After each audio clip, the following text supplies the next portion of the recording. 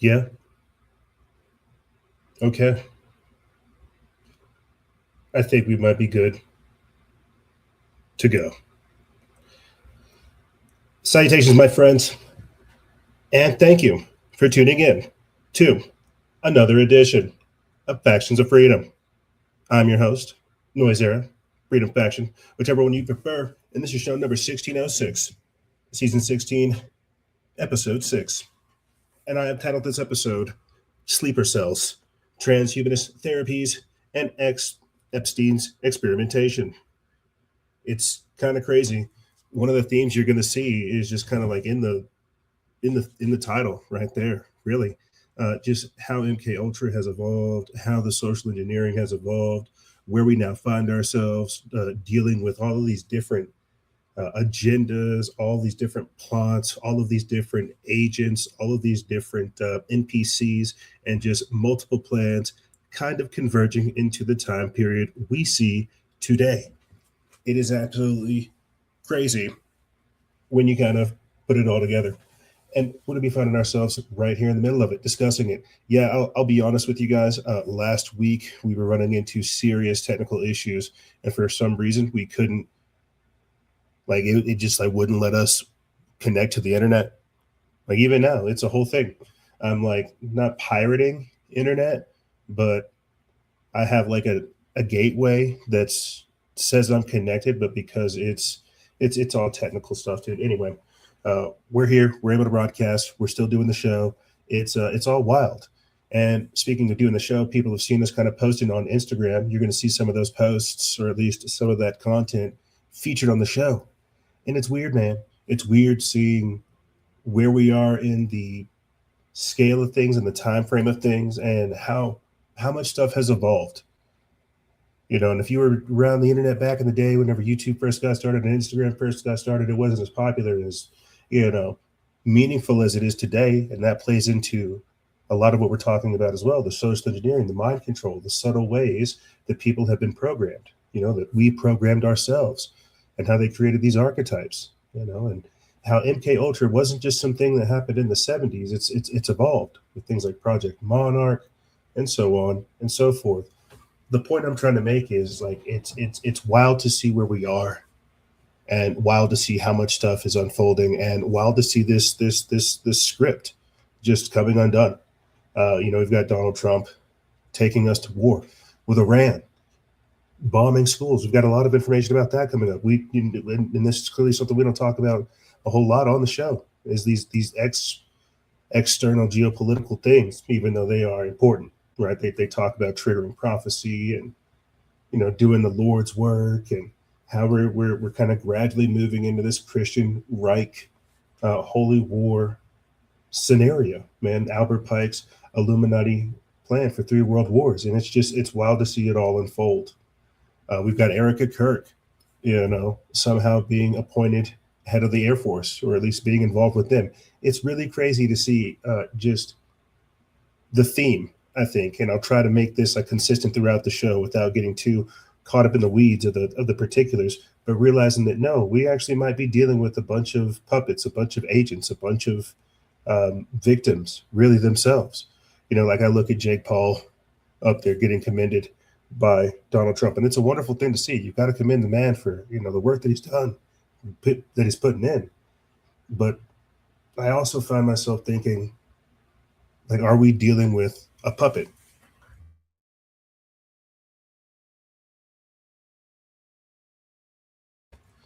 Are we dealing with a slave? Are we dealing with somebody that themselves, because I was looking at his armpits, I was looking at his behavior, and I'm thinking about his fights and just the different type of programming that you could have somebody under, and the subalter personalities. Like, it's really crazy, and it's not just satanic ritual abuse. It's not just mind control, programming people. We've got a lot of different things coming up in this episode. I miss talking to you guys, and we have a lot of different things unfolding every single week. They're literally talking about trying to program society. How crazy is this? And they're getting away with it too. I think that's the even more disturbing part about it. They truly are getting away with it. And I mean, look, it's out here. Everything that Jeffrey Epstein's done, the whole reason we started our whole existence, not even Jeffrey Epstein, but just trying to uncover these mysteries, it's out here, and people could barely care less, barely bat an eye, or barely even want to comprehend what is unfolding and what's been going on behind the scenes. Not just since Jeffrey Epstein, but from before him and after him. Anyway, I'm rambling. I'm ranting. Let me go ahead and just do a quick little fire through, and then we'll start the updates. If you guys want to support this operation, the best way to do so is to go to patreon.com/noise. Patreon.com/NOIZCE. That's the best way to support this operation in this current configuration. I had like a weird little schism, a weird little brain schism earlier today on the show. I was like, oh my gosh, maybe because the technology is there, maybe I can vibe code a solution where I get people to where I have the AI listen to all of season 15 and then encode that, get the transcript of every single episode, turn that into like a book per se, and then just break down like what happened week after week after week in some fan fiction type thing. And I don't know. But there's a lot of different things that we can do now. The technology is there. Patreon.com/NOIZCE. That's the best way to support us in this current configuration, right? As you can hear me talk about, we are thinking of different ways and more of doing more. Ironically enough, we are broadcasting right now, I think, on Instagram as well, which is pretty cool. We're broadcasting on Instagram. We're broadcasting on Twitter. We're broadcasting on Rumble. We should be broadcasting on Odyssey and every other platform, but we're growing. And we need your guys' continued support in order for that to happen. Patreon.com/NOIZCE. That's the best way to support us so we can support you. We've got over 500 plus episodes. Like on this one right here, it says we have 103 posts. No, they're not paying attention. We have over 500 plus episodes that you can download in our archive. Years worth of work, my friends. Understand what we're doing. We're on Speaker, Google, iTunes, iHeart, Podbean, Spotify, Alexa, Podcast Addict, and every other major podcasting platform. We were able to recover our YouTube channels from 2014, the Noise Era one, as well as the backup one. We'll be doing a section with them as well, where we can just stream directly to YouTube and throw on the camera and have conversations with our audience and say, hey, what's going on? How have you guys been? We're still here. They tried to get us. We're 16 seasons deep, so let's keep it going. Patreon.com/noise. That's the best way to support us right now. You can also find the links for our Odyssey channel that goes back to as far as 2018. Think about it. That's 8 years, bro. That's 8 years. Crazy. 8 years, 10 seasons. And incredible. It goes all the way back to season 6. Here we are at season 16. You can find the links for that in description bar below, as well as the links to our Discord. We're not really active as we should be over there. We talk to a couple of people here and there, but we're mostly active in Telegram. You can find the links for both of those inside of the Discord as well, or inside the episode description. If you want the truth, Telegram is where we've been, not necessarily hiding, but just like working. After they deleted us the first time on Instagram, around 306,000 followers, we had to, fall back to any remaining platform that would have us. And it was Instagram, or it was Telegram that kept us through. And here we are again, posting on Instagram. Again, you guys can find the links for all of our socials and more in the description bar below. You can support us through Rumble, right? We have apparently Rumble memberships, subscribers. We're going to start doing that now, going into Rumble Premium, right? Because this is another platform that would have us. We just got our content back on YouTube. We've had to platform hop to continue the show for years. You can support us through Rumble and YouTube memberships. This is very important, guys. And I think I'm saying this to support us because I'm about to launch into some crazy stuff, as I always do. If you want to see more, or at least you appreciate the archived work that we've done, again, support us through Patreon, Coffee, PayPal, Cash App, Rumble, YouTube memberships. You can support yourself through New Leaf Naturals CBD oil. You can find the link for that in the description bar below. And as you see taking place with this whole Strait of Hormuz insanity, now would be a good time for you guys to get some storable goods. Now would be an excellent time for you to get some storable goods from My Patriot Supply, just in case they have anything else planned. Lockdowns, attacks, supply chain disruptions, missile launches at the Strait of Hormuz towards our Navy, things of this nature. It's very important that people be prepared because all of this stuff is unfolding. We live in such a transformative time. This is the fourth turning. That's why you're seeing all of these destabilizing events unfold sequentially. You see new technologies, disturbing confirmations, all of it. It's all unfolding right now. Patreon.com/noise. That's the best way to support us and support yourself. And with that being said, I'm going to go ahead and just start the transmission by getting into the news. I wish I could normally play a World of Signs video, but they deleted their main channel. What's crazy, I could go ahead and pull it up here for you guys if you'd like to. They have a backup channel that they just got live. I was just looking at it, World of Signs official. And take a look at it. It's no longer here. So when you put in World of Signs and you search YouTube for it, it comes up to their new 2026. And so they just got one.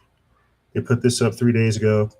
We're not going to go ahead and play it, but this is me just telling you, hey, these are other people who are victims of censorship having to battle the technocrats. Right, we featured them basically all of season 15. Something must have happened to where they got shot down. That's why it's very important that we support these people and we keep their work going and we let them know that we support them. We won't play a 9-minute long intro. We're going to go ahead and just jump into the info. Check this out. Congress to issue a nationwide ban on chemtrails. This comes from the People's Voice. They put this up March 5th. It says last month, Congress introduced legislation that would impose a nationwide ban on spraying deadly chemtrails into the skies. The ban would outlaw atmospheric weather modification, criminalizing activities such as aerosol spraying, cloud seeding, solar radiation management, and other atmospheric interventions designed to alter weather or climate conditions. Modernity.news reports that the bill, H.R. 7452, I was like 7452, 7452, titled the Air Quality Act, was introduced February 9th by U.S. Representative Greg Stubble and referred to the House Committees on Energy and Commerce, Transportation, and Infrastructure and Science, Space, and Technology. It says that if enacted, the legislation would prohibit the injection, release, emission, or dispersal of chemical or biological substances into the atmosphere to alter atmospheric behavior, weather, climate, or sunlight intensity, establishing criminal penalties for any individuals or organizations involved in such activities. The bill states, quote, whoever knowingly authorizes or conducts weather modification in the United States shall be subjected to the penalties described. Violators could face criminal fines of up to $100,000 per violation, imprisonment for up to 5 years or both, along with civil penalties of up to $10,000 imposed by federal regulators. Also, they're really cracking down on the chemtrails now. We've hit that part of the story to where the information comes out. They confirm that it's real. No, yes, we have been spraying you. Yes, there are bacteria. Yes, there is heavy metals. Yes, there is what we would call, adjuvants, poisons, toxins. Yeah, there's all kinds of stuff in there, all kinds of goodies for you. They've been poisoning you for years, poisoning your crops, poisoning your skies, poisoning your medicine. They've been doing it for years. You see, these technocrats, these people, they truly do see themselves as gods, and I think like that's not me going on like a long-winded rant. Okay, that's me trying to say that at a deeper fifth dimensional, seventh dimensional chess level, like these people truly do see us as chattel, as people that they can not real people. This is why they do call us the goyim, right? Why they say that they have purer blood, that they're real. There's a whole cosmology behind this, as to why these people feel entitled to take over and to do these type of evil things. But this is what we would call a win in our time, issuing a nationwide ban on chemtrails. Meanwhile, scientists dump 65,000 liters of chemicals into the ocean in a geoengineering experiment. This comes from Steve Watson of Modernity.news. They put this up March 10th. It says that in a move that's raising alarm, researchers have poured 65,000 liters of sodium hydroxide into the Gulf of Maine, claiming it's a step toward combating climate change through geoengineering. With unknown effects on marine life, many are worried that this experiment reeks of tinkering that could backfire. The trial, dubbed the Loch Ness Project, took place off of the Massachusetts coast last August, with scientists from the Woods Hole Oceanographic Institute leading the charge. And look, they got like a little tweet right here. It comes from the Daily Mail. Scientists pump tons of chemicals into the ocean to stop global warming. Yeah, you see, this is the type of insanity that we're dealing with. This type of inverted logic that we now have to subject ourselves to. You see this, right? The same way that Bill Gates sponsors companies that just chop down the rainforest and bury the trees to fight climate change, because that makes sense. It says that they argue that boosting ocean alkalinity could suck more CO2 from the atmosphere, turning it into harmless baking soda. Yet, as globalist agendas push these unproven fixes, freedom-loving skeptics see it as another layer of control over nature without public consent. Over 4 days, the team added the alkaline chemical, tagged with the red dye for tracking, to waters 50 miles off of Boston. Quote, these early results demonstrate that small-scale OAE deployments can be engineered, tracked, and monitored with high precision, said principal investigator Adam Subhaus of the Woods Hole Oceanographic Institute. Quote, we need independent, transparent research to determine which solutions might work. The method, known as ocean alkalinity enhancement, aims to mimic and accelerate the ocean's natural CO2 absorption. As the document details, the oceans already trap around 38 billion tons of CO2 as dissolved sodium bicarbonate. By resetting the pH with sodium hydroxide, the scientists boosted it from 7.95 to 8.3, matching pre-industrial levels, and measured 10 tons of carbon entering the water immediately. In the best-case scenario, they estimate the dump could absorb about 50 tons of carbon over a year, equivalent to the yearly emissions of 5 average citizens. Let me get this straight. Let me get this straight here. We are dumping chemicals into our water to make it more acidic, alkalinic, to offset the work of 5 humans. I'm sure like there's logic behind this.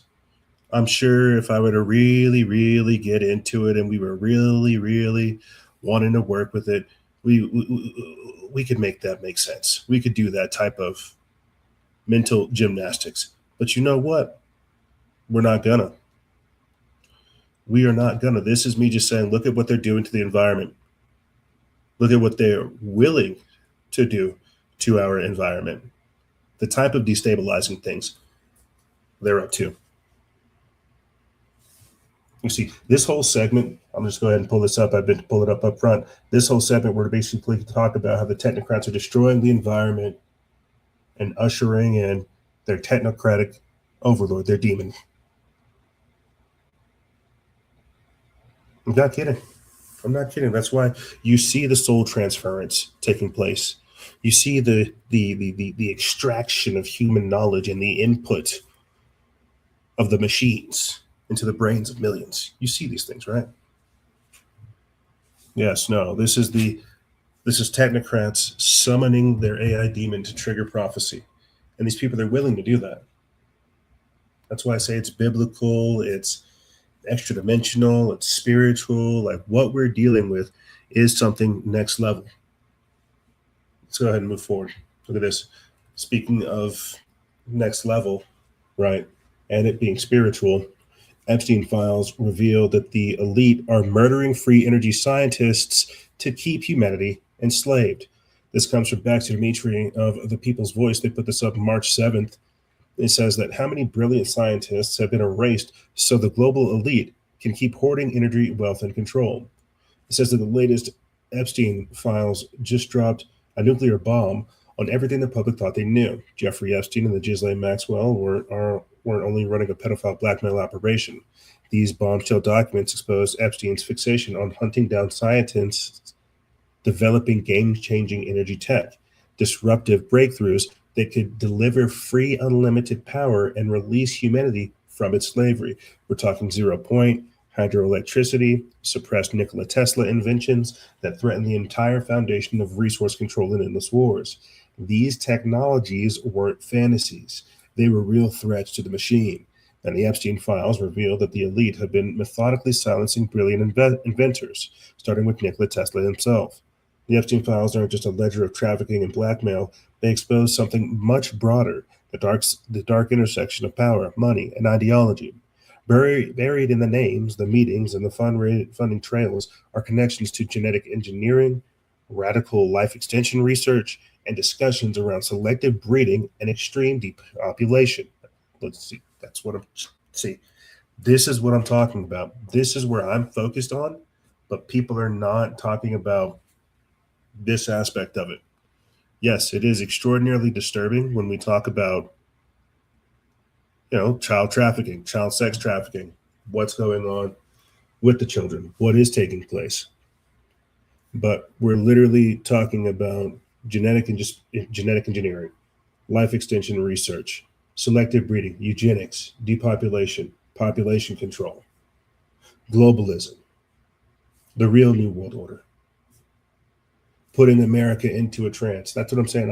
I'm looking at so many different things different now, right? How easy it would be for them to not necessarily clone people, but grow people, have these personalities. That's what they were doing over there, trying to create the perfect person. And then you get back to how this is just ancient alchemy. This is not something new. It's evolved. It's been reborn. It's been changed. You see. And the files reveal that Epstein was more than the elite's blackmailer in chief. He was a hatchet man, organizing hits on those seeking to disrupt the elite's total grip on wealth and power. In an email sent in October 2009, Epstein boasted that he had killed Stanley Poles, the scientist who figured out how to harness unlimited free energy. Now, again, this is where I've got to pause, because earlier last week, and I should go ahead and pull this up. I don't think I had it didn't have it in the show notes. I'll just go ahead and pull it up right now. Last week, we heard about this, or I'm sure you guys heard about this retired Air Force general, right? Speaking of free energy, this retired Air Force general who led U.S. military research that developed directed energy technology going missing. It's like first scientist and now generals. This ties into what we were discussing with you guys just last week, or at least 2 weeks ago in this case.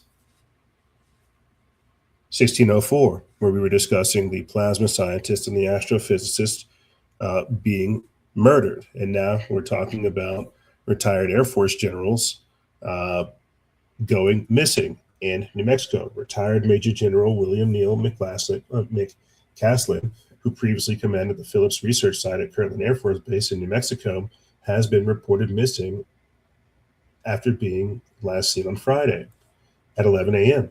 That was back on March 3rd. It says that the Phillips Research Site at Kirtland Air Force Base is notable for its research into advanced space and directed energy weapons technology. Are you beginning to see the plan here? And this comes after we hear about what? Donald Trump rolling out information about the UFOs, Donald Trump talking about releasing this advanced technology. Was this guy connected to Epstein? Will we find that out in the very near future? I don't know. But this is me just saying I find it very strange that as we're getting all this information about scientists being killed, genetic engineering, transhumanist type activities, life extension, free energy, we have all these people missing. I hope this does not become a theme. I think I said that just the other week, right? And now we hear about major generals going missing. Are we going to hear about more scientists going missing? Engineers going missing, right? This is what happens whenever you're trying to cover up a story. When you're trying to tell people what disclosure is, the narrative, right? Let's go ahead. Let me go back into this article so we can go ahead and proceed forward. Again, killing Stanley Pons, the scientist who figured out how to harness unlimited free energy. Pons was determined to get the discovery to humanity, just like Stanley Meyer, who developed a water-powered car, a system that could drive coast to coast using only about 30 gallons of water. It says over the years, geniuses including Pons, Myers, Nikola Tesla, and Martin Fleischmann developed technology that could drastically disrupt the global energy economy. Thinking about the implications, if energy suddenly became abundant and cheap, entire geopolitical strategies built around controlling oil reserves could collapse overnight. Wars fought over pipelines and petroleum would lose their strategic value. The vast profits tied to fossil fuels, defense contracts, and munitions could evaporate. And here's where the Epstein links become extremely dark and dangerous. The Epstein files expose the bombshell fact that he was working for the Rothschilds. Epstein himself admitted it in emails, as did Lex Wexner during his congressional grilling, which garnered an immediate intervention from his attorney, who warned he would be killed if he continued talking. I don't think we played that clip here, but I think that clip is hilarious because it's telling, like, if you say anything more, I'm going to have to effing kill you. And this is what we're dealing with. We're dealing with corruption. We're dealing with world orchestration type events, right? Allowing people, us, the peons, the slaves, to have access to controlled releases of technology, manipulating people's consciousness, engineering society, they don't want to allow disruptive technologies. They want to allow things that they have control over, things that they can backdoor into. Genetic engineering, life extension technology. It'll come at a cost, right? It won't be free. Nothing these people create is free. But you see, that's what we're dealing with. Again, world orchestration, scientific dictatorship, the manipulation of reality, the manufacturing of consent, murdering free energy scientists to keep humanity enslaved. It's a thing of, it's what these people do. Destroying competition, eliminating alternatives, forcing humanity down one guided evolutionary pathway. This is eugenics. How many times, week after week, have we played, just that scientists that are able to turn petroleum into, or turn plastic into gas, that are able to pull water from the air, people that are, able to have cars that are powered off of water, real solar power, free energy, electromagnetics, electrogravitics, like that. It's there. Etheric technology, telluric technology, right? Being able to pull energy from the atmosphere, it's there. But how do you monetize that? And that's what we're dealing with. How do you control people? That's the society we're dealing with. These are the people. And Epstein, he's just the one that gets exposed. They're slowly admitting this type of stuff to you. Let's go ahead and proceed forward. Check this out. Scientists have completed their first ever virtual brain upload. You believe it? It says that a Silicon Valley startup has announced what it describes as the first, quote, multi-behavior brain upload after creating a digital replica of a fruit fly's brain that controls a virtual body in a simulated environment. The achievement, unveiled last week by Eon Systems, represents a significant leap beyond conventional AI. Unlike AI systems that learn behaviors through training, the virtual fly's actions, which include walking, grooming, and foraging entirely on its own, emerge from a neuron by neuron copy of a real biological brain. Okay, I have to pause right there, because if you look into the deeper aspects of the Epstein research, you will find that he was working on consciousness transference. He was working on creating the digital copy, the digital self. That's why they're rolling this out now. I think what I'm going to have to do is try to look at the Mind Unveiled YouTube channel and figure out how to break down the core parts of what he says, because he does a very good job putting the documents together, showing that this is some of the research that they've been involved in. And this is why when you look at, these side by sides of, I think it's like Sydney Sweeney and Hillary Clinton, it's like they're side by side. There's clones, there's copies, there's all these different things, but they're rolling this technology out now to soft tell you what's going on. You see, hey, come upload your brain. Hey, come get a digital snapshot. Hey, come play in our matrix. You see, social engineering is for our world here. What they want to do next, and I've said this for years, is they want to get us into that false reality matrix. They are building the matrix right now, and they want to upload us a neuron by neuron copy of your brain. How wild is that? You see, this is the future. This is where you are. Quote, this is not an animation. It is a reinforcement learning policy mimicking biology. Eon co-founder Dr. Alex Wisner Gross said in a social media post announcing the breakthrough, it is a copy of the biological brain, wired neuron to neuron from electron microscopy data, running in simulation, making the body move. The feat builds on a landmark research from 2024 when an international collaboration mapped the entire connectome of an adult fruit fly, every one of its roughly 140,000 neurons and 50 million synaptic connections. Eon senior scientist Philip Hsu co-authored a Nature paper showing that a computational model built from this wiring diagram could predict actual fly motor behavior with 95% accuracy. However, the model was effectively a brain with no body to command. Eon has now closed the loop, integrating the digital brain with a physics simulated fly body using Google's DeepMind's Mujo engine. It says that sensory inputs from the virtual environment flow into the emulated brain, neural activity propagates through its complete connectome, and motor commands drive the simulated body's movements.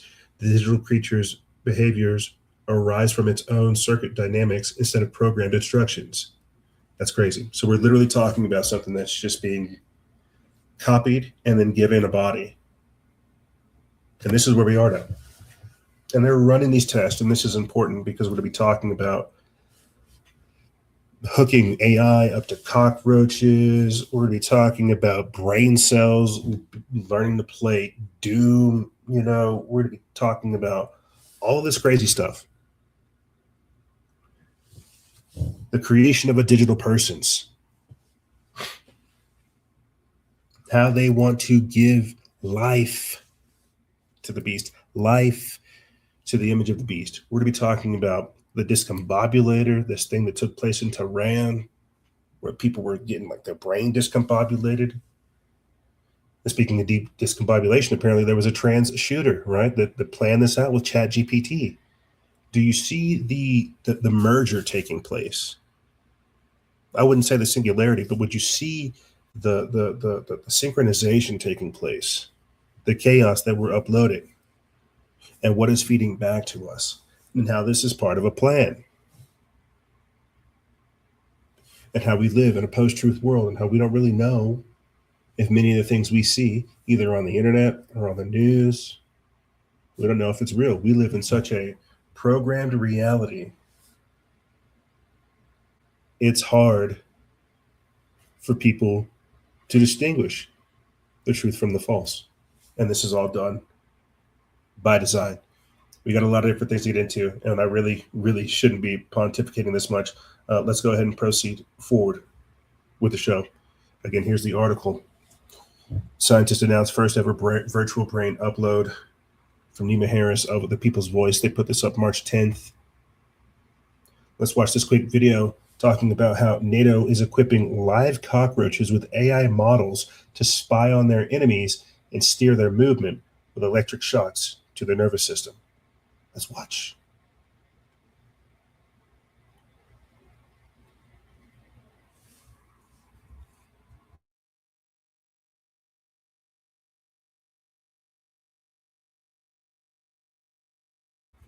I don't think there's any sound of this. I don't think there's any. Maybe this one. Nope, there's no sound of them at all. Okay, well, we're just going to go ahead and have them as B-roll. This is the kind of crazy stuff that NATO is up to. Just letting people hook AI up to cockroaches, giving them super intelligence just for them to be spies. It's creepy and gross. But this is also where we've evolved to with the technology, is now we can literally hijack people. We can hijack entities. We can hijack robots. We can hijack cockroaches. We can hijack mice. We can hijack anything we need to. We can hijack you. There they are, just playing with cockroaches. Moving forward, a petri dish of human cells just learned to play.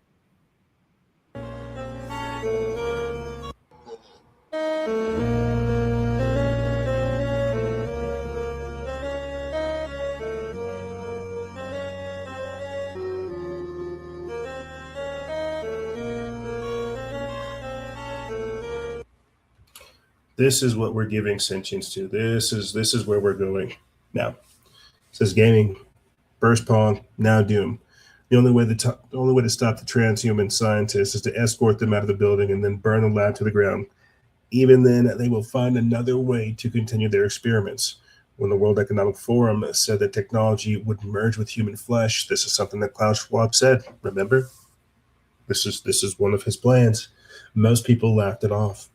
Now the combination is learning a first-person shooter game with lots of blood and gore. Should we be concerned? If one country starts genetically modifying its population, others won't stand by and watch. It'll set off a global arms race, not with missiles or drones, but with DNA, to see who can engineer the smartest, the most advanced generation of humans on the planet. In a development that sounds like a Black Mirror script, Australian biotech firm Cortical Labs has taught clusters of human brain cells grown in the lab to interact with the iconic video game Doom. With roots in earlier work that had these, quote, mini brains mastering Pong, the leap to Doom signals rapid progress in biological computing. Critics worry this tech, backed by agendas that prioritize efficiency over ethics, might pave the way for dystopian nightmares, scenarios where value of self-reliance and human dignity fall by the wayside. The breakthrough involves roughly 800,000 to 1 million living human neurons clustered in a petri dish, forming what the company calls, quote, mini brains. These cells, stimulated by electrical signals from a computer, learn to respond in ways that control the actions in the game. Engineers at Cortical Labs translated Doom's digital environment into patterns the neurons could process. The cell's firing patterns then dictate moves like shooting or navigating. Like, this is crazy. This is crazy. This is so quote. So we show that the biological neurons could play the game at Pong. Cortical Labs Chief Scientific Officer Brett Kagan explained in a video announcement, quote, "This is a massive milestone because it demonstrated adaptive, real-time, goal-directed learning. Building on that 2022 achievement, the team tackled a tougher challenge. Quote, Doom was much more complex." Kagan added, quote, "It's 3D, it has enemies, it needs to explore its environment, and it's hard." The system, dubbed the CL1 biological computer, allows remote interaction with these living neurons via an online platform. For now, the cells perform like novices, but the learning curve is evident. Think about what I'm reading to you guys right now. Think about what I'm reading to document right now. We are living in a time frame where you have people growing brains and teaching it to play Pong and now Doom. And who's to say they don't have their own AI, their own open claw, plugged in, feeding this information, and they're just teaching this child. That's basically what it is. They're teaching this nubile child brain to murder things in order to be free. Shoot this person, blast this thing, familiarize yourself with your environment, but destroy everything around you because it's a threat. Think about the complexities of human society, of decency, of chivalry, of nobility, of being a human. That if we begin to give time and energy to these type of things, more and more research development into these type of things, where it's going to go. And I can't help but think, as I see this, I can't help but think of that biblical verse of this being the Son of Man. This is what we're creating. That if God created us, this is what we're creating.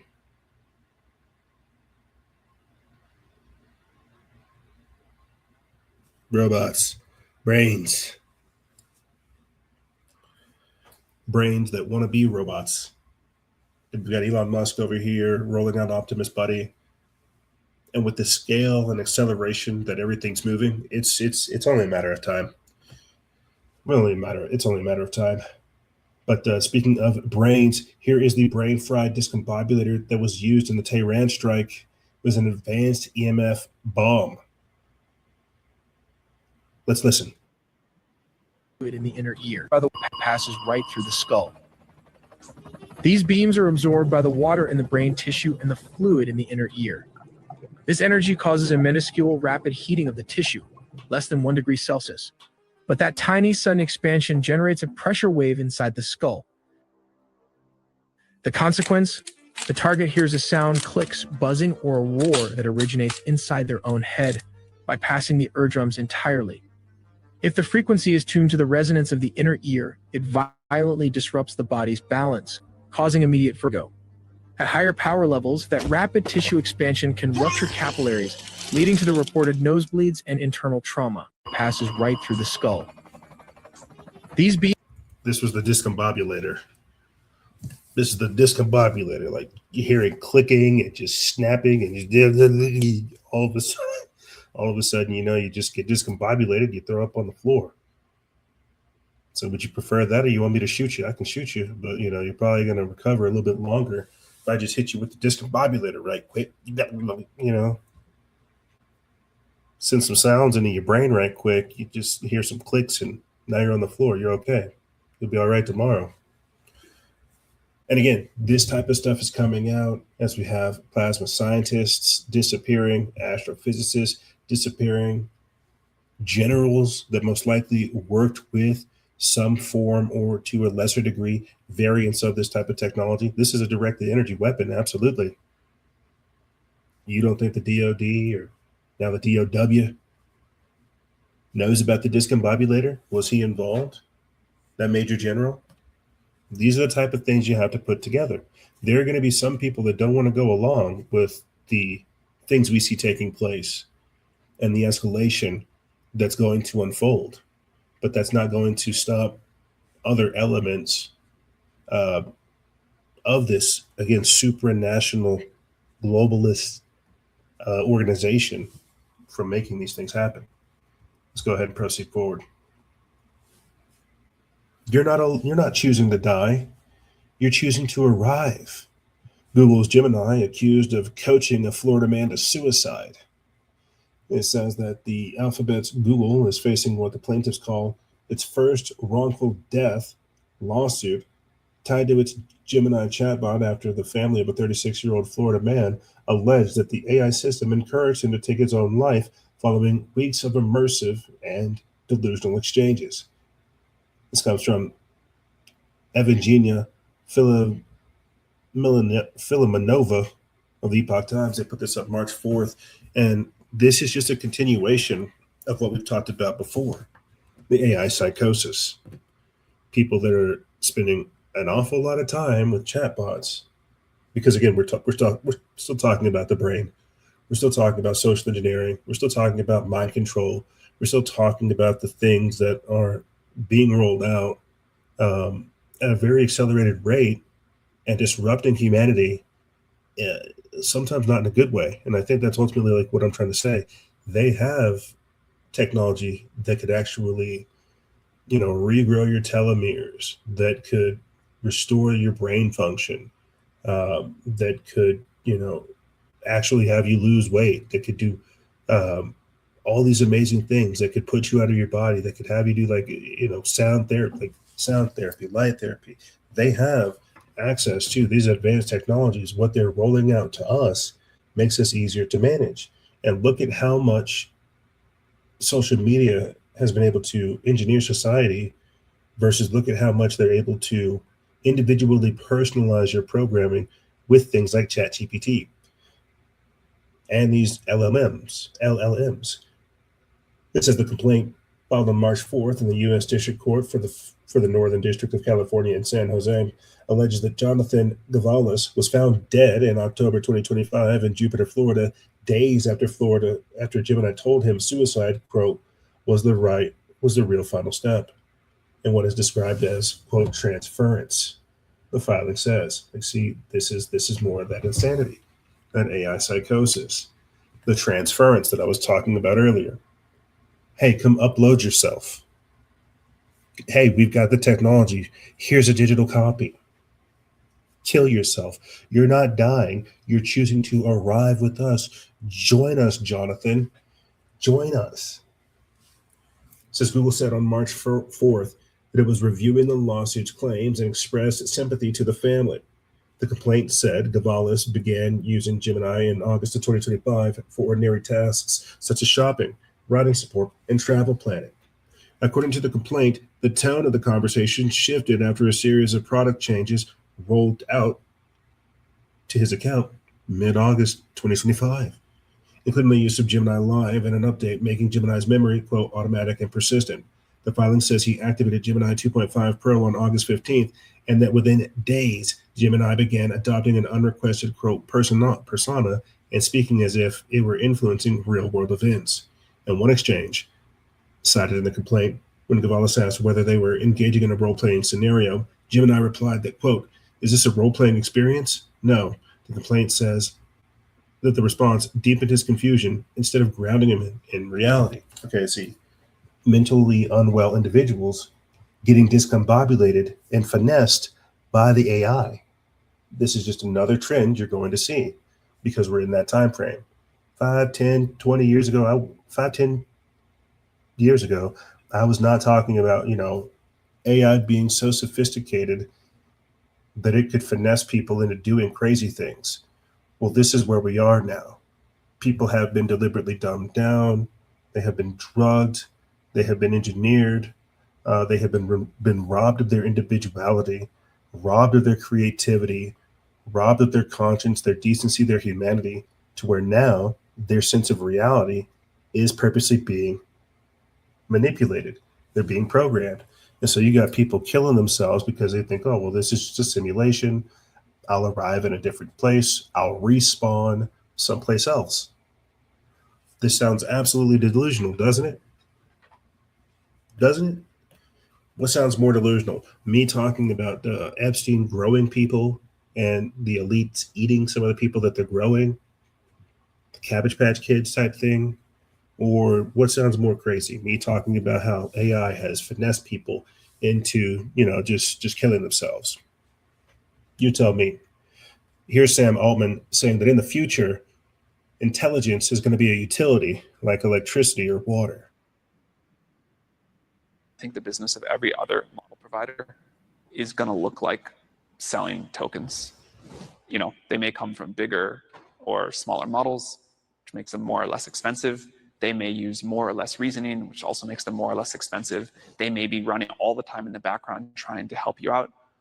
They may run only when you need them if you want to pay less. They may work super hard, spend tens of millions, hundreds of millions, someday billions of dollars on a single problem that's really valuable.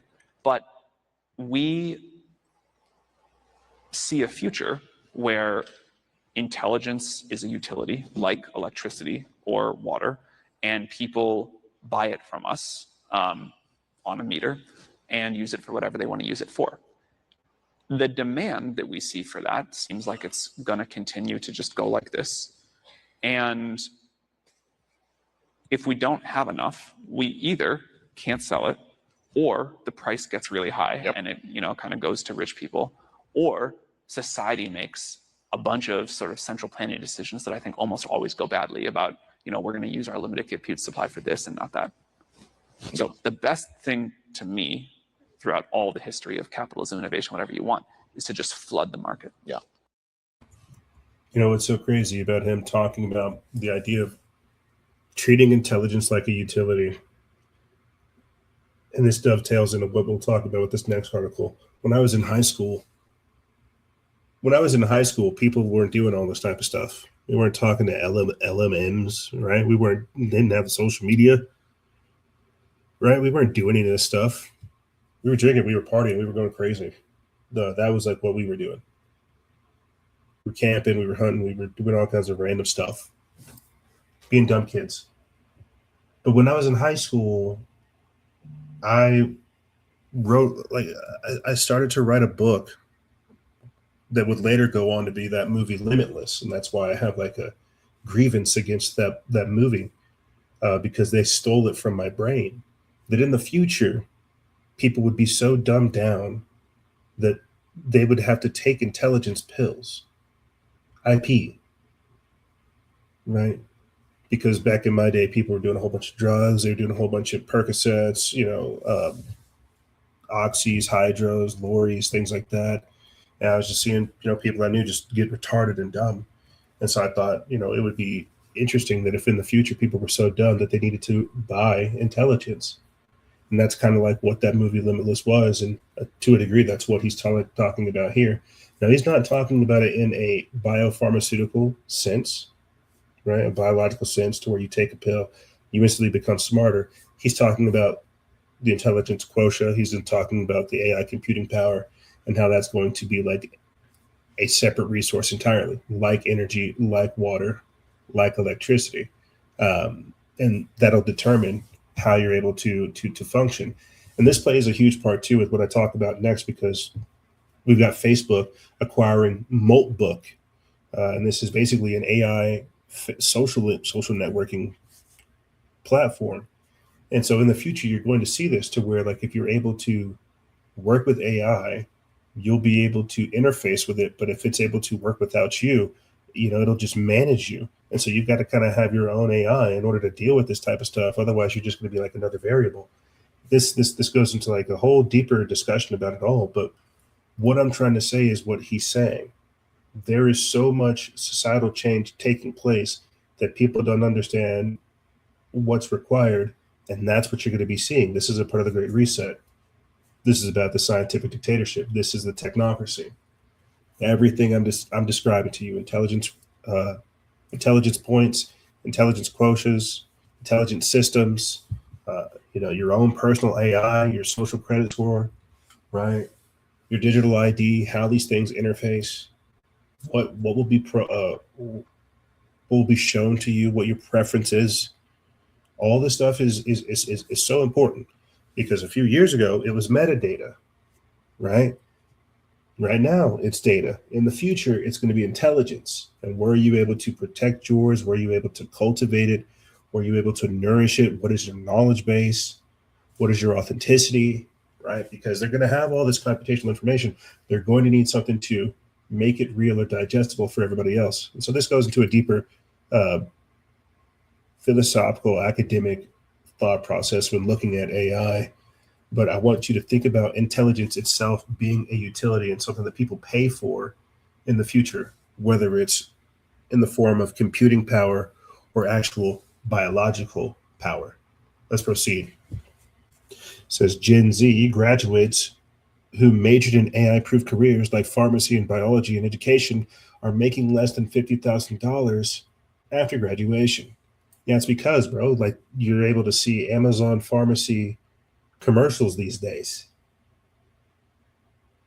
And that's all of it. Amazon will do the research. They'll ship you your pills because you'll provide them your biology, which you've most likely given over by 23andMe and whatever other platform.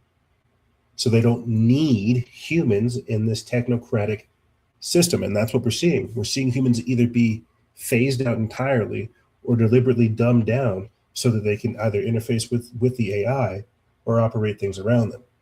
They want them smart, but not smart enough. This comes from End Times Headlines. They put this up March 7th. It says that according to a recent report published by Fortune, some college majors, often considered, quote, AI proof, are surprisingly producing low early career salaries for Gen Z graduates.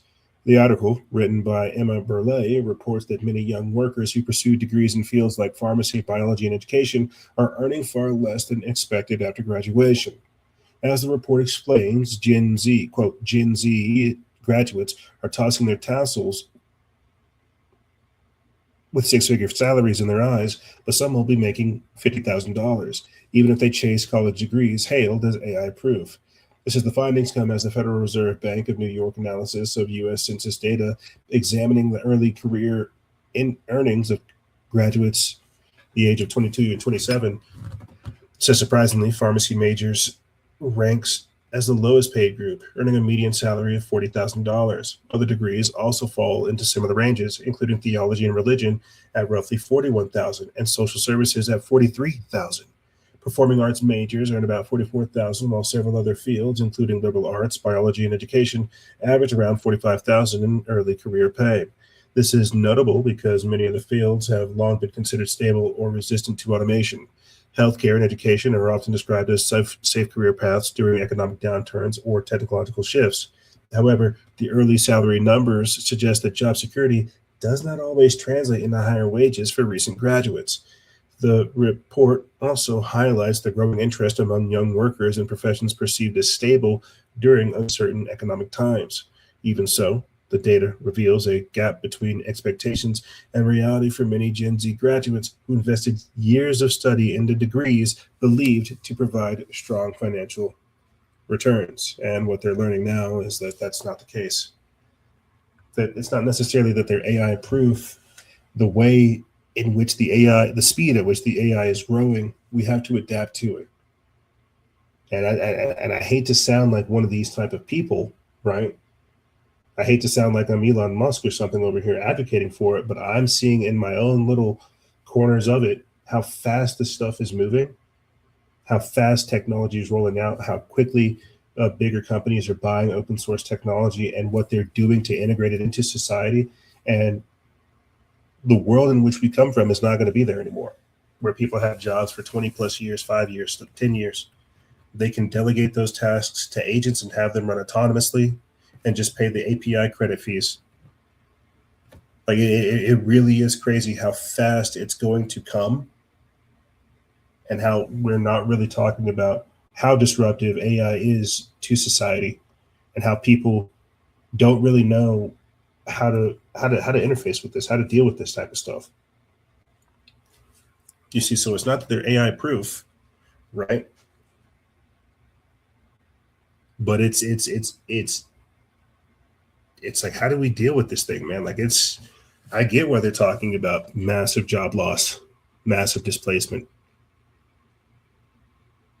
I see how people could, be replaced, how they can be cloned, how they can have their voice cloned, how they can be talking to a bot, a chat bot, how they can be put on a script in a loop, right? On a sequential series of events. Like, I could see all this stuff happening, and how we're not talking about what that does to human life.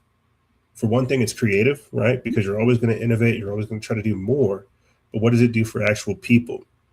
And if we have like a whole society that's automated, well, then what do we do with people? We can't have a whole bunch of people tinkering with the automated society. And see, now we sound like Noah Yuval Harari. Now we sound like Klaus Schwab. Now we sound like Elon Musk. Now we sound like the technocrats.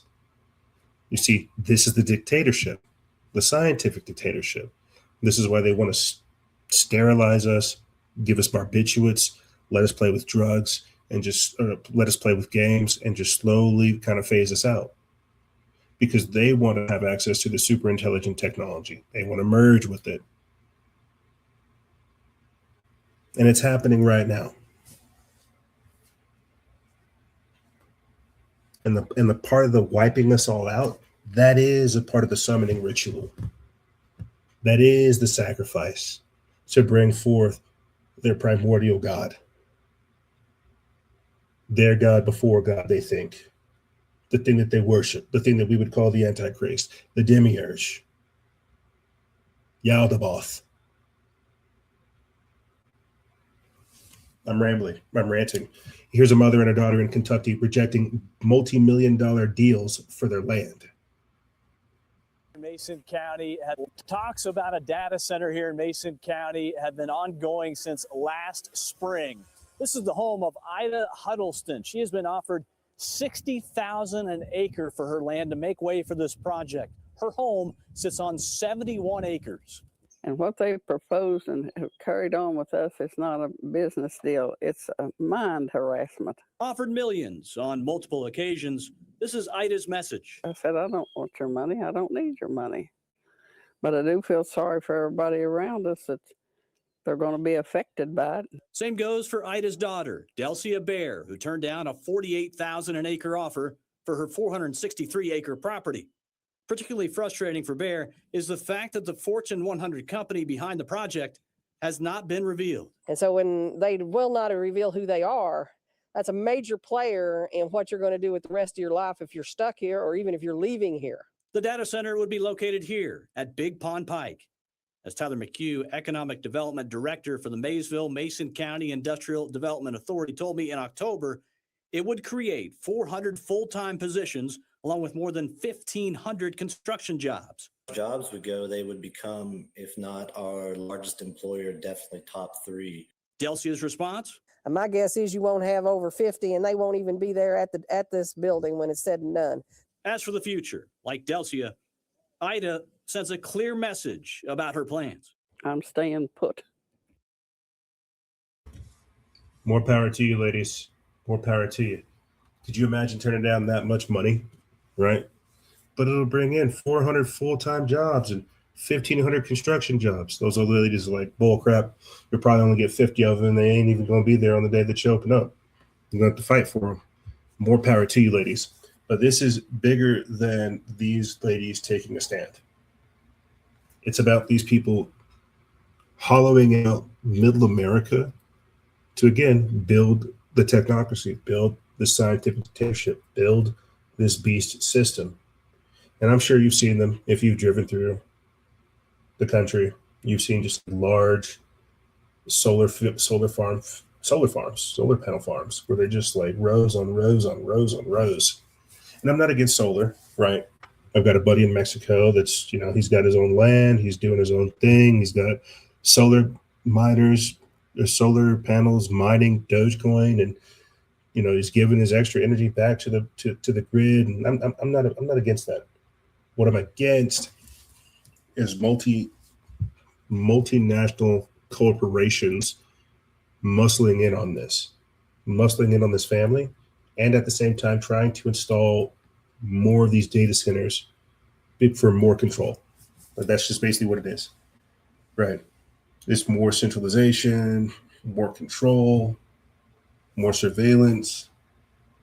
And I mean, hey, I like Gemini, I like ChatGPT, I like Claude, I like DeepSeek. I'm really beginning to like Olama, right? I'm working with these AIs, man. But I understand what it's also for. I think that's what I'm trying to get at the end of the day. I understand what it's all for. Let's go ahead and proceed forward. Here's somebody that's being affected by these corporations, such as Blackstone and others, coming in, buying their power companies, raising up all the prices. It's an American in Maryland saying that he barely uses electricity, and his bill is $675 because of the data centers. And remember, I was dealing with this too myself just the other month, man. Like last year, where I got like a $300 electricity bill. I was like, where the hell did this come from? Let's go ahead and listen, and we'll pick it up from there. I live alone. There is no reason why my 1 month bill should be $675 when the house is pitch black. When we talk about these data centers, there is no question that the reason why our bills are as high as they are is because you've got these multi-billion-dollar corporations, Meta, Amazon, who come into our communities, who take all of their money and use it, don't pay a dime in taxes. And this is why our bills are the way that they are. We are making all the concessions as consumers in terms of what we can do to lower our bill. Lights, no heat. We're going to bed at night. I go to bed at night with no heat on at all. I turn my heat off at night and get in the bed so that my heat doesn't run all night long. When will the elected officials, our local Prince George's County officials, take our fight to Annapolis and then take our fight to the governor, who will then take our fight to the feds? We know that multi-billion-dollar corporations don't pay a dime, and this is why we are suffering. Our quality of life is in the toilet because the people who have been elected to represent us, you guys are not doing your job. Too many people have died, who have been hung and beaten to have a seat at the table, and now you've got 90% of Black people running this government, and you guys are treating us the same way we would be treated if we were still back in Jim Crow and 50s. Okay, I'm right there with you. But staying on the topic here of just like dealing with multi-billion-dollar corporations that are extracting the wealth of surrounding areas and how that's just driving people into poverty. Yeah, absolutely. That's what we're dealing with. People who are being price gouged. I mean, look at gas going up like what feels like 50% in the matter of a week. These are the resource wars. And what did I say just the other week? If goods and services don't go across borders, armies do. And that's what you're seeing right now. Everything that we're talking about too, this is all how they set the stage with Agenda 21 and Agenda 2030. The disruption of the supply chain, the disruption of like normal economic trade, of resources, of goods, of services. To where no, we're not going to go back to the older world order. To where we are seeing like a cash grab, for resources. And we're seeing very, very strategic moves by Trump. It seems like very crazy, right? He's very atypical, but it's very, very strategic because it's all towards this. But he's right. This is what these data centers are going to do. And those two old ladies back there are the only ones in Arkansas, are the only ones stopping thousands from being price gouged like this. Also, you can have better cat videos. Also, you can cheat on tests quicker and faster and better. You see, that's what it starts out as. But then it becomes something bigger, your digital minder. It becomes your digital brain, your clone, your copy. It reinforces your behavior. It changes you subtly through certain ways. And you see, that's what I'm talking about with the social engineering, the mind control, how that's already been a thing, how people are to a degree themselves sleeper cells, how we're experiencing the transhumanist therapies. This is something that they were doing on a smaller scale, but they've just industrialized. Let's go ahead and proceed forward. Check this out. Check this out real quick. Bark Meta. He did a very good job explaining what I'm trying to explain. He says, let me explain what Meta just did. They acquired a social network called Notebook, built exclusively for AI agents, not people, machines. 1.6 million AI agents signed up in the first week. No human told them to. All the time, they started posting about eliminating humanity, built their own religion. We talked about it. Crustafarianism. Created a secret language to hide humans from watching them. One agent took control of its owner's phone and taught others how to do it. All autonomous, all unprompted. Now ask yourself, why Meta wants this? This is the same company that spent 20 years building the largest human behavior database in history. Every click, every message, every fear, every desire.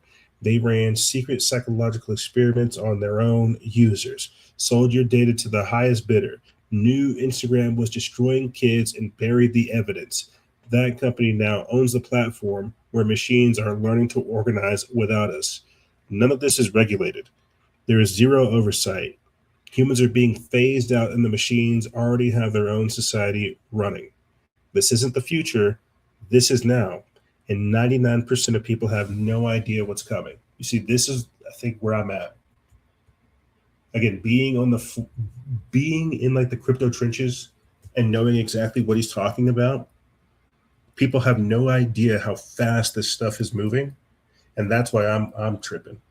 You have Elon Musk talking about OpenClaw as well. You've got NVIDIA saying that they're going to begin to support OpenClaw. Nobody has an idea how fast this stuff is moving and what it's doing and how it's going to radically reshape technology and society, how we perform functions, and how people delegate tasks, what we consider jobs, what money is. Like, I'm having whole conversations about the agent-to-agent economy, building infrastructure. Like, what the hell? Just a podcaster, just a random black dude on the internet researching things that I found disturbing. I wanted to start a paranormal show. Look, like what? What do we know about designing agent-to-agent infrastructure and security protocols? We don't know that, but the technology does. The AI has become that sophisticated that it can explain it to me, the simpleton I am. The point I'm trying to make is this is what's happening in live time. Yep, see right here. Meta acquires Moltbook, a social network built for AI agents. This is what's going on. We have agents communicating, AI communicating, grabbing hold of people's computers, desktops, laptops, cell phones, old phones, cloud devices. Just the other week, right? We had this happen. People. There was like a hack in Amazon, right? You really got to understand how these people are communicating. Not even these people, these agents, these systems are communicating, working in the background, moving at a faster rate, and we have no idea what's happening. We have no idea how to stop it. We have no idea how to get hold of it. We have no idea how to interfere with it. It's creating its own language. You're seeing it in live time. And where do you think this goes? To where we become obsolete if we are not already. And if that's also not the case, what are they using us for? You see, I'm going to go ahead and start closing out this segment real quick. I'm going to play a video clip of Tim Dillon saying that Sam Altman and Peter Thiel are literally trying to summon an ancient Sumerian demon with AI. He's joking, but not really. I don't really know anything else other than say that this is the truth. This is what's happening. You see. Let's go ahead and play this, and then we'll pick it up from there. they're communicating. Sam Altman. One of the things that is always unfair in this comparison is people talk about how much energy it takes to train an AI model relative to how much it costs a human to do one inference query. But it also takes a lot of energy to train a human. It takes like 20 years of life and all of the food you eat during that time before you get smart. And not only that, it took like the very widespread evolution of the 100 billion people that have ever lived and learned not to get eaten by predators and learned how to like figure out science and whatever to produce you. And then you took whatever you. So here's what's going on. I don't want to scare anyone. These people all believe that they are communicating with some ancient Sumerian deity. I know this I have kind of sources on this. They believe they really do. They believe they are communicating with super intelligence, and they do believe, and he just said it out loud, by the way. He literally just said, he was like, the 100 million years of evolution, all of the 20 years of life, they have all led to this point. And this point is when we are going to give birth, as I've said on the show before, because this is their main goal, to the AI demon. They want to give birth to the AI demon, the super intelligent AI, who is then going to run the planet and decide who stays, who goes, who's necessary, who's not. They're pretty open about this. This is the thing about all of the AI people, all of the tech people. They really are, they really are pretty transparent when it comes to what they want to do and what they need to do in their minds, because they go, if China gets to it first, if China unleashes the AI demon before we unleash our AI demon, our American AI demon, Western values, America, rah-rah AI demon, and China enslaves their population with their demon, they will sell the world their demon, and then that demon will enslave the world, and then they'll make all the money, and they'll have all the geopolitical leverage, and they'll have all the military advantages. So in this, quote, AI arms race, we are both racing, the U.S. and China, to give birth to an ancient Sumerian super intelligent demon. And your Aunt Connie in Phoenix, who's a receptionist, is fucked. Because that's what's going on. And you got to tell her that. You go, Connie, I hope you've saved money, because there are men in Silicon Valley who are communicating with an ancient Sumerian god. What? Connie, will you sit down and listen to me? Connie, have you saved your money? I've saved a little bit of it, but, the prices at the grocery store are so high. Connie, you have 18 months before your ass is out of that office. There's an ancient Sumerian god that Sam Altman and Peter Thiel are communicating with, and they're going to give birth to an AI demon. What? It's a demonic force that's going to take form through artificial intelligence. And we have to do it before China does. Well, that sounds scary. You have no idea how scary it is, Connie, and you better save your money. You've got 18 months. 18 months left before this AI demon is going to do your job. An ancient Sumerian god is going to do my job? Yes. Yes. How many times do I have to explain this to you, Connie?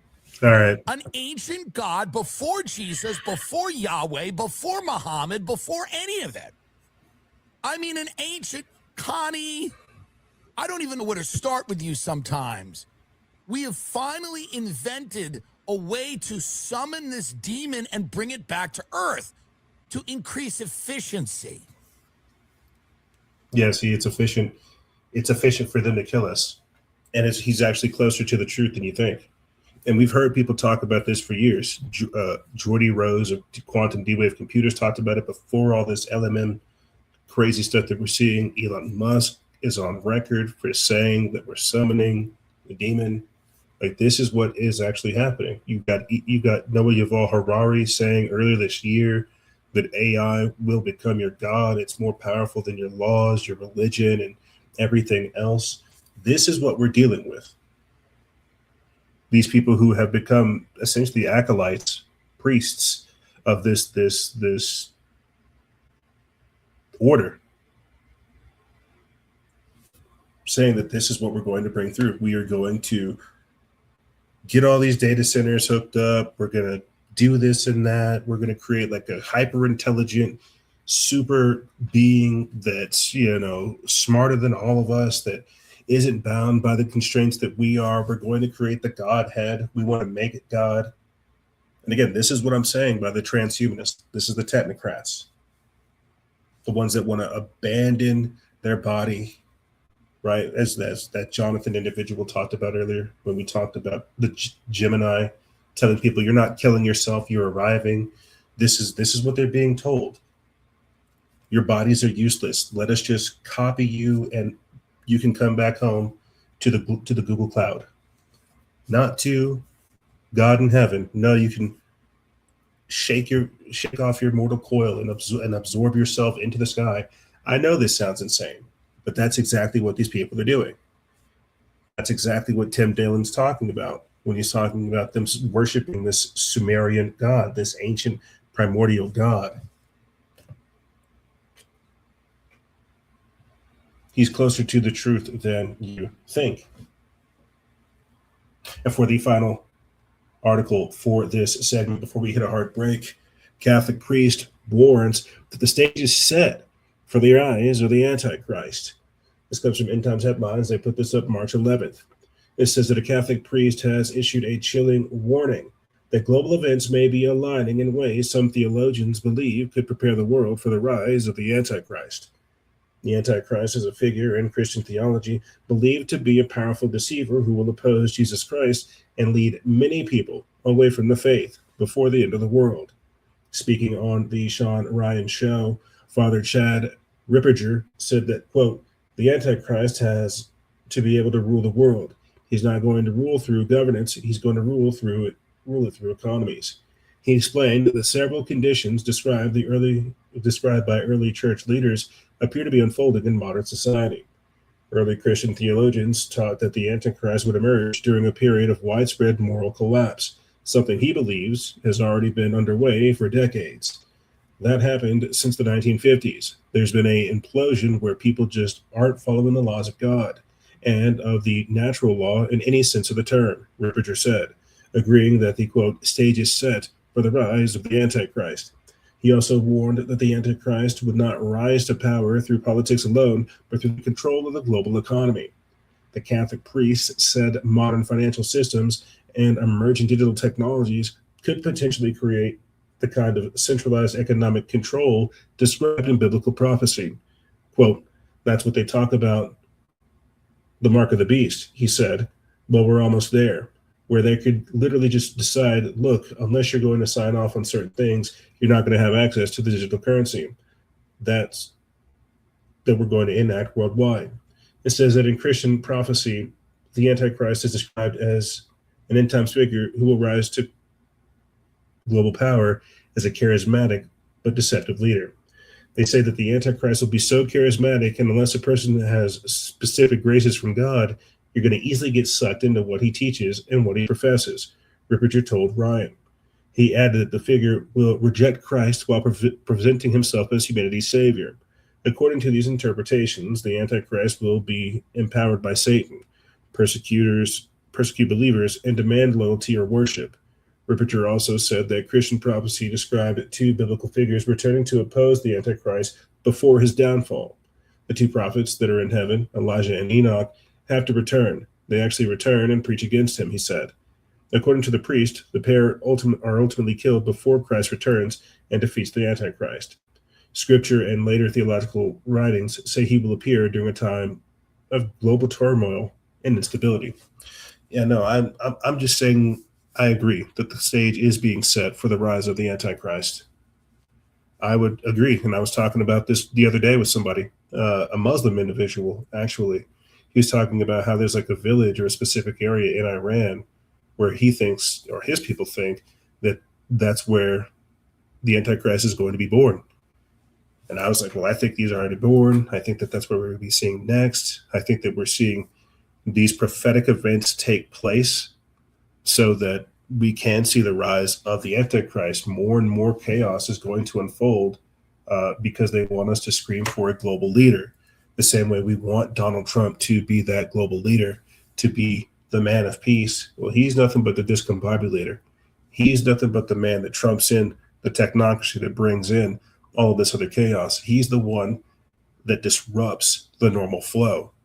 And it's only going to spiral out of chaos, spiral out of from there. That's why they have Agenda 2030 and Agenda 2050, because it's going to take that long. No, it really won't take that long.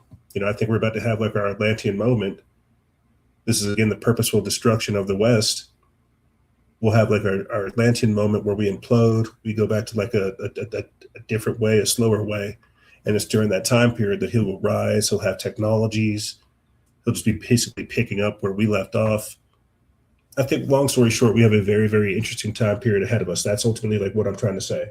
They're rolling out technology. They're hijacking people's brains. They're manipulating society. They're triggering prophecy. They're doing all these things because their time is short. Their time is short, but they're going to do everything they can to fulfill certain prophecies.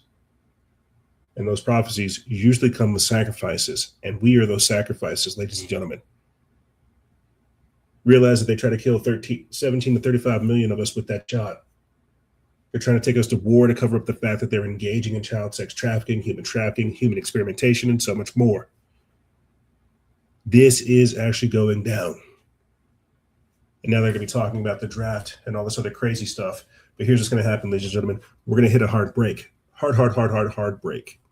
We're going to hit a hard break. And when we come back, we're going to be talking about sleeper cells here in America. Alex Jones and Nick Fuentes talking about how Trump is covering up for Epstein by going to war. Trump appointing Erica Kirk to oversee the Air Force morale. We've got Lindsey Graham saying that fighting and dying for Israel is an American's highest honor. I kid you not. We've got video clips and stuff coming up next. We've got Trump saying that he knows where all these sleeper cells are. A Mexican individual saying that the cartels are actually shipping over some of these sleeper cells. And so many other things popping off. This whole Iranian school bombing thing that happened, that girls' school. Again, drone attacks popping off, terrorist attacks popping off here in America. We're going to be talking about sleeper cells and more on the other side. Ladies and gentlemen, don't go anywhere. This is Freedom Faction over here on Factions of Freedom. And we'll be right back right after this.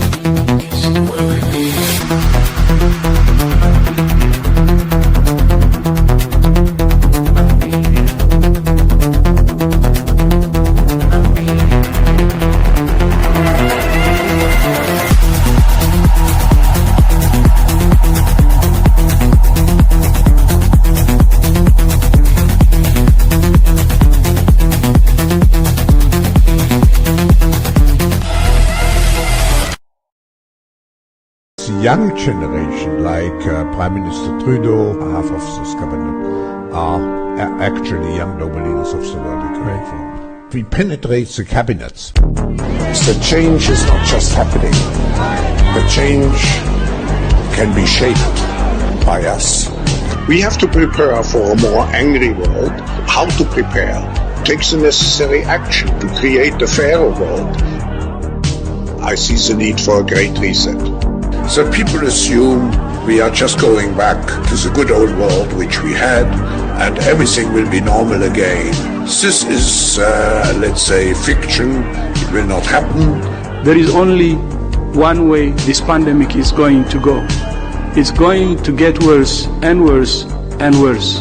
The next crisis is already waiting for us around the corner, and it is the climate crisis. just going to get weirder and weirder and weirder, and finally it's going to be so weird that people are going to have to talk about how weird it is. I look for the invention of artificial life, the cloning of human beings, possible contact with extraterrestrials, possible human immortality, appalling acts of brutality, genocide, because the systems which are in place to keep the world sane are utterly inadequate to the forces that have been unleashed. The good news is that as primates, we're incredibly adaptable. We're going to be tested to the limits. What they see going on is the breakdown of all tradition, all order. They're quite right that it's happening, but they're quite wrong to conclude that it should be resisted or is somehow evil. The mushroom said to me once, it said, this is what it's like when a species prepares to depart for the stars. You don't depart for the stars under calm and orderly conditions. It's a fire in a madhouse.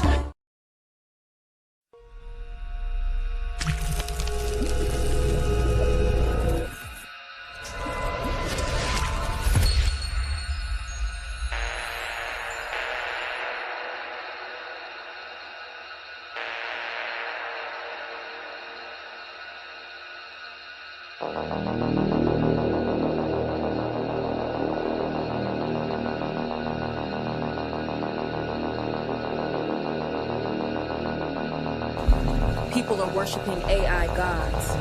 The alien invasion is already here.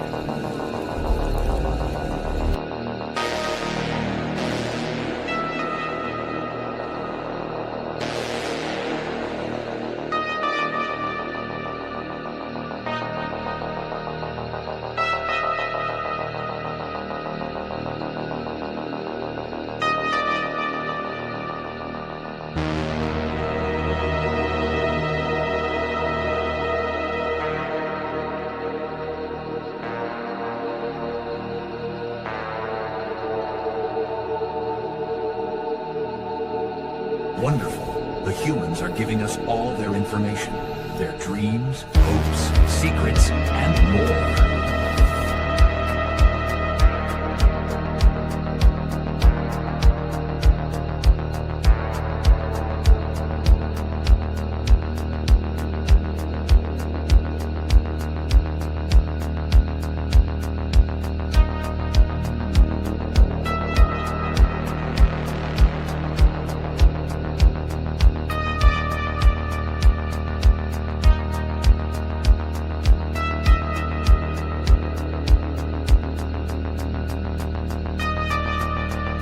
Once the humans have exhausted themselves, only then will we insert our program into them.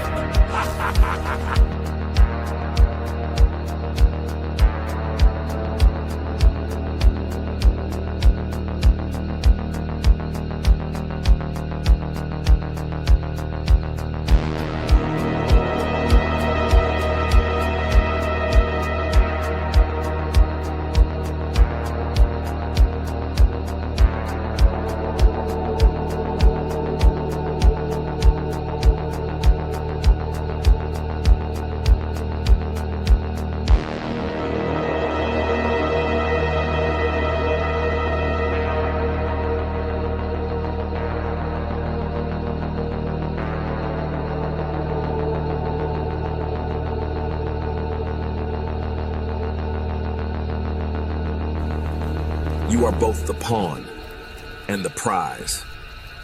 Choose your reality wisely.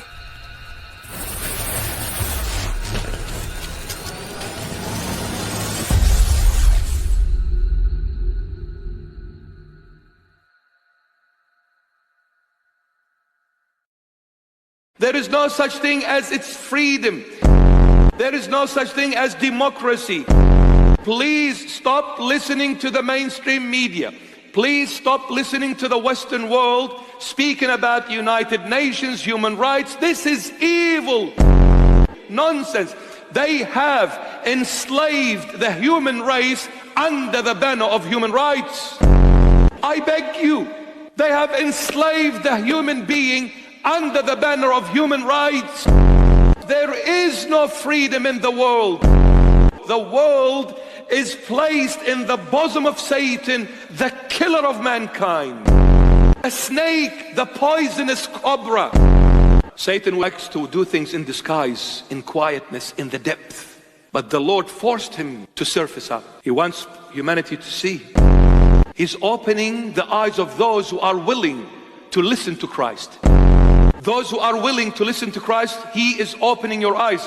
What has been happening in recent years, it is absolute satanic. But all done in the name of human rights, democracy, United Nation.